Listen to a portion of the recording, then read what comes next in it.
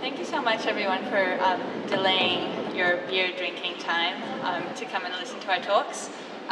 So today I'm going to be talking a bit about stakeholder analysis. And I guess we've been talking about how important it is to involve stakeholders for a really long time in conservation. But it's still something that I think a lot of conservation agencies struggle with. And it's definitely not easy who do you involve. So I think it's worthwhile just kind of rethinking why are we doing this and what are the tools out there to help us do stakeholder analysis, for example. So why do we do stakeholder analysis? Why do we even engage people? Well, I think one of the most important things one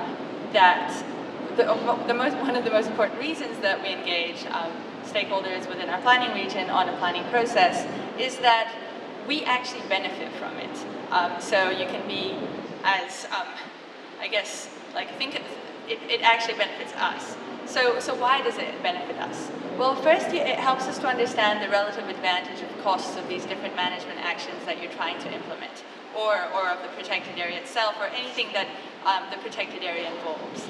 Additionally, it allows you to think about the intentions of the stakeholders, the interests of the stakeholders, and the relationships between the stakeholders, which will allow for the plan to work or not to work, or your different management actions to work or not to work. The third element is that it provides knowledge. So stakeholders end up spending quite a lot of time with resources and understanding resources. Farmers need to know exactly how their resources, their crop systems are going to respond to weather patterns, etc. So they have a really long-term view of and long-term relationship with resources that we really should be trying to get all this knowledge to incorporate into the planning process. Experience within natural resource governance as well has shown that stakeholder participation within a plan is essential to actually allow for that governance, for effective governance of that region of the plan.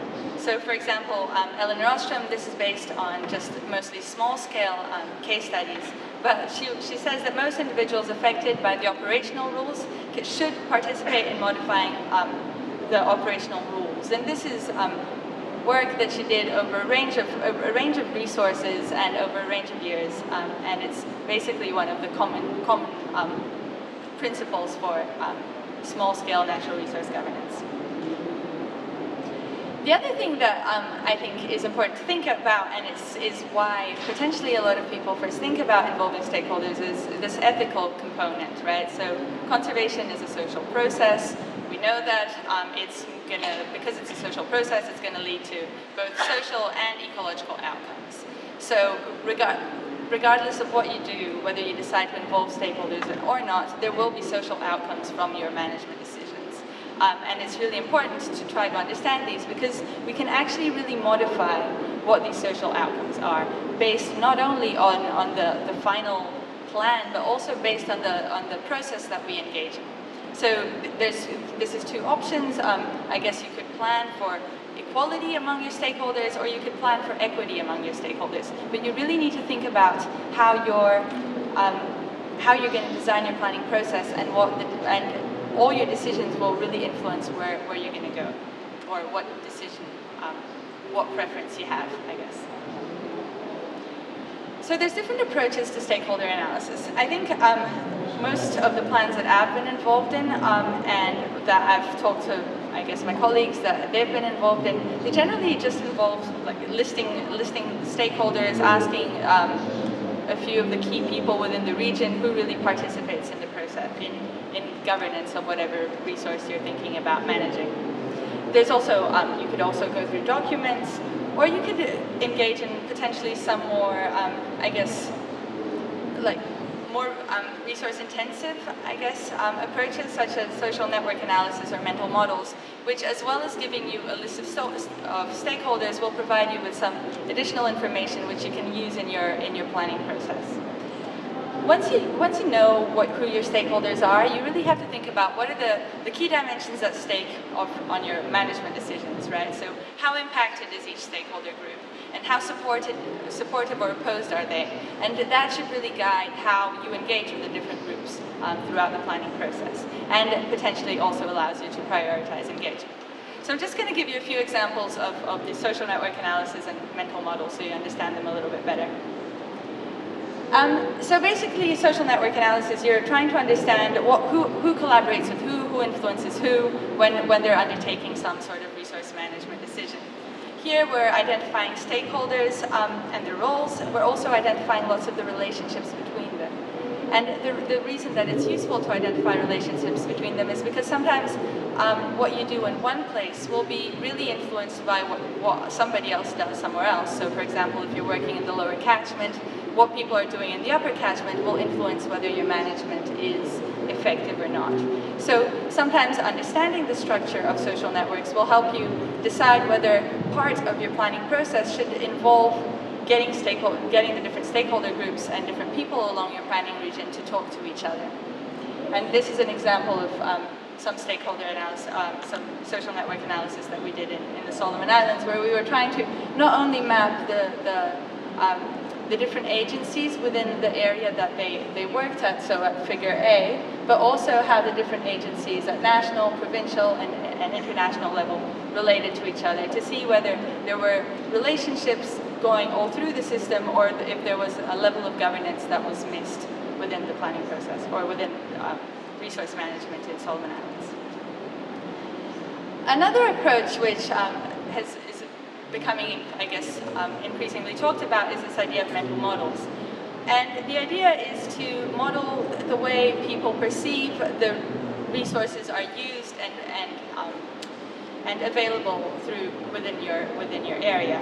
So the advantage of that is that as well as providing a list of the agencies that will influence the resource use, it will provide a really clear understanding about how people perceive the system, and that will help with communication and integrating lots of different sources of knowledge, because no matter who you speak to, you're going to have a different mental model about how the resources are governed and what's influencing resources to that person. So here is just an example of a mental model that Dwan Biggs did in South Africa, and on the use of on the water use and availability in the Crocodile River catchment in South Africa. And we have just agricultural producers and near subsistence users. So here you can see that people think about resource use in a very different way, and you can identify, so in that figure A, there's a few boxes that are now outlined in blue, which are the stakeholders that you're interested in talking to throughout the planning process. Once you have your stakeholder list, you have to think about what are you actually interested in, what matters about these stakeholders that will influence the way that you engage with them. And this is just a way of organizing your thoughts, and it's a process that the World Bank uses when you're thinking about the degree of influence that the stakeholders have over the management decision or over the implementation of the protected area, and the degree of importance of the management decisions on the different stakeholders. So you might be really wanting you really have to engage with everyone who has high influence over whether the protected area is implemented or not, but you also want to focus on the people that will be highly impacted by the decisions that you make, right? So you make sure that you don't leave without leaving anyone in a worse condition than when you arrived. And there's a variety of ways that you can actually engage your stakeholders. Generally, you want to move to the point of the arrow. The more you move to the point of the arrow, the more ownership the different stakeholders will have of the actual process, because you're giving them ownership. But depending on what the land tenure is, depending on what the resources are, you might want to operate within a different circle in that arrow. Something which I think gets missed a lot is how do we engage with all these different stakeholders. A lot of times we have, I guess, based on constraints on resources for engagement, we set up meetings. So say we're going to set up a meeting on a Wednesday night of every month to talk to stakeholders about a particular issue and about the implementation of a protected area. You don't really think about the capacity of those stakeholders to engage on a Wednesday night to talk about this protected area. So a lot of the times, women potentially are missed because maybe they're the ones they're feeding their children at that time, so they can't actually engage. So a lot of the times, if you don't think about the different ways you can engage with your stakeholders, you might miss a really important group of stakeholders that really should be participating in the conversation. Now I'm just going to give you a few, like 3 quick examples of protected areas and engagement processes that I know of, and the consequences of these processes. So the Great Barrier Reef Marine Park, I'm sure you're all familiar with, being in Australia. There was loads and loads of engagement. There were loads of resources to engage with stakeholders. So there's formal and informal meetings. There's 2 formal phases of communication. So there was over 31,000 public submissions. That blows my mind. It's just, there's loads and loads and loads of opportunity for engagement.